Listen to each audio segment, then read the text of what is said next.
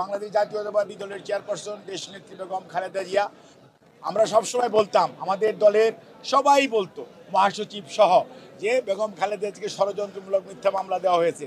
আজকে প্রমাণিত, ওনার বিরুদ্ধে যে সমস্ত মামলা দেওয়া হয়েছে সেই সমস্ত মামলা ষড়যন্ত্রমূলক ও মিথ্যা মামলা ছিল দেখে সেগুলো কিন্তু খালাস হয়েছে আলহামদুলিল্লাহ।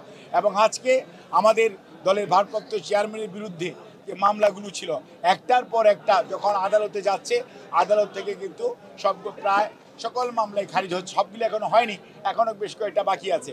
কাজেই আমরা আশাবাদী যে কোনো সময়, যত দ্রুততার সময়, আমরা খুবই আশাবাদী উনি বাংলাদেশে ফেরত আসবে এবং বাংলাদেশ উনি সসম্মানে ইনশাল্লাহ বাংলাদেশ জাতীয়তাবাদী দলের ভারপ্রাপ্ত চেয়ারম্যান সসম্মানে বাংলাদেশে ফেরত আসবে, এটি দেশবাসী আশা করে এবং আমরা প্রত্যাশা করি। আগামী নির্বাচন কি তারেক রহমান নেতৃত্বে বিএনপি অংশ নিচ্ছে?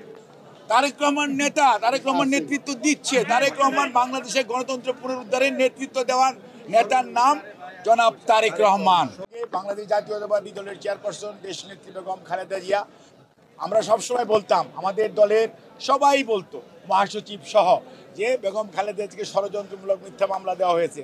আজকে প্রমাণিত, ওনার বিরুদ্ধে যে সমস্ত মামলা দেওয়া হয়েছে সেই সমস্ত মামলা ষড়যন্ত্রমূলক ও মিথ্যা মামলা ছিল দেখে সেগুলো কিন্তু খালাস হয়েছে আলহামদুলিল্লাহ। এবং আজকে আমাদের দলের ভারপ্রাপ্ত চেয়ারম্যানের বিরুদ্ধে যে মামলাগুলো ছিল একটার পর একটা যখন আদালতে যাচ্ছে, আদালত থেকে কিন্তু প্রায় সকল মামলায় খারিজ হচ্ছে। সবগুলো এখনো হয়নি, এখনো বেশ কয়েকটা বাকি আছে।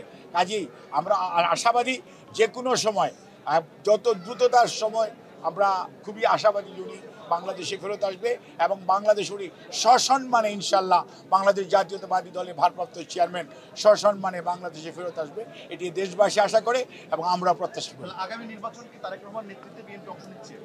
তারেক রহমান নেতা, তারেক রহমান নেতৃত্ব দিচ্ছে। তারেক রহমান বাংলাদেশের গণতন্ত্র পুনরুদ্ধারের নেতৃত্ব দেওয়ার নেতার নাম জনাব তারেক রহমান।